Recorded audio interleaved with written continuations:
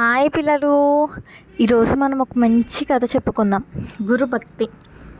పూర్వం విదర్భ దేశాన్ని చంద్రహీనుడు అనే రాజు ప్రసరాజ్యంగా పాలించేవాడు. ఆయన ధర్మపత్ని పట్టపురాణి సుమిత్ర. వారికి వివాహమైన చాలా కాలానికి మగపిల్లవాడు కలిగాడు. వారి ఆనందాలకి అంతులేదు. రాజ్యమంతటా పండగ జరుపుకున్నారు. యువరాజైన ఆ బాలుడు పెరిగి పెద్దయ్యాడు. కొంతకాలానికి యుద్ధ విద్య, గురుపు స్వారీ నేర్చుకున్నాడు. గురుకులంలో చేర్పించడానికి తగిన గురువైన అన్వేషించి గంగానది తీరంలో గల బ్రహ్మదత్తుడు మునీశ్వరుని ఆశ్రమంలో చేర్పించాడు. చంద్రసేన మహారాజు.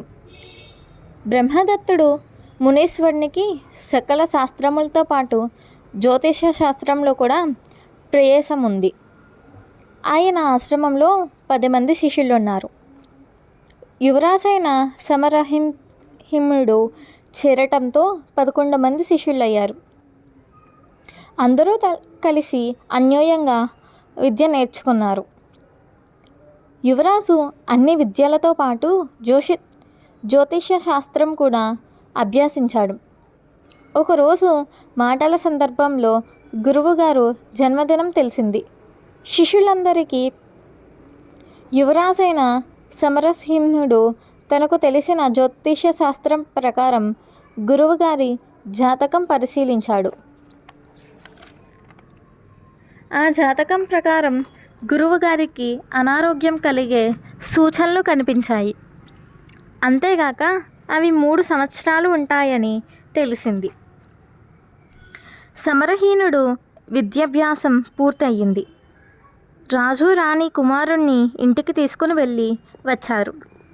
కానీ యువరాజు అంగీకరించలేదు.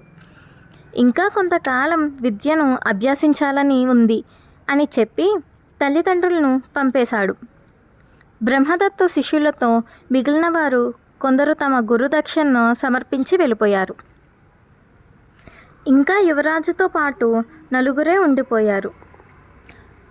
బ్రహ్మదత్తు శిష్యులతో ఉండగా యువరాజుని గురువుగారు పిలిచి, సమరసింహ, నీ విద్య పూర్తయింది అని చెప్పాను కదా, మీ తల్లిదండ్రులు వెంట ఎందుకు వెళ్ళలేదు అని అడిగారు. గురుదేవా, మీరు చెప్పిన విషయాలన్నీ తెలుసుకున్నాను. కానీ జ్యోతిష శాస్త్ర ప్రకారం మీకు అనారోగ్య సూచనలు కనిపించాయి. అవి 3 సంవత్సరాల వరకు ఉంటాయి.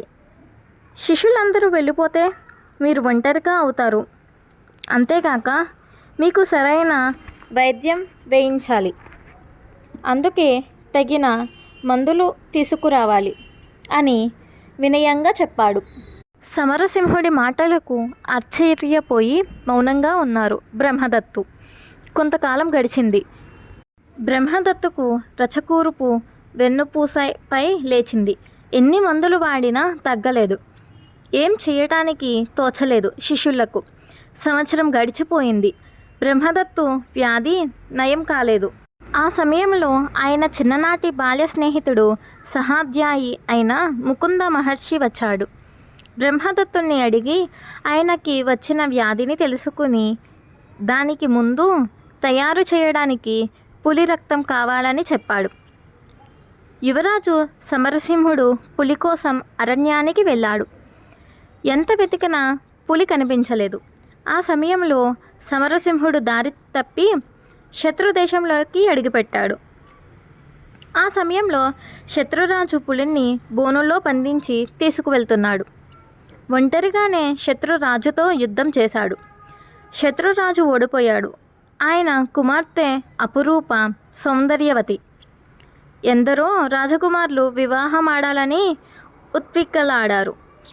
శత్రురాజు పులిని వేటాడడమే గాక సమరసింహుడితో యుద్ధం వలన గాయాలు తగిలి ప్రాణాపాయ స్థితిలో ఉండి సమరసింహుణ్ణి తన చివరి కోరిక తీర్చమని ప్రాధేయపడ్డాడు. తన రాజ్యానికి వచ్చి తన కుమార్తె ప్రియమందిని వివాహం చేసుకుని కోరాడు. సమరసింహుడు అంగీకరించి అతన్ని రాజధాని వెళ్ళి ఆయన నిష్ట ప్రకారం ప్రియంవదని వివాహమాడి పులిని తీసుకొని గురువుగారి వద్దకు వచ్చేరాడు.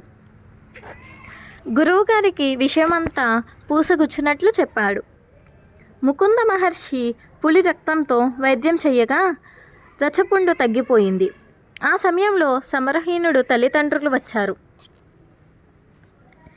విషయమంతా విని ఆనందించారు.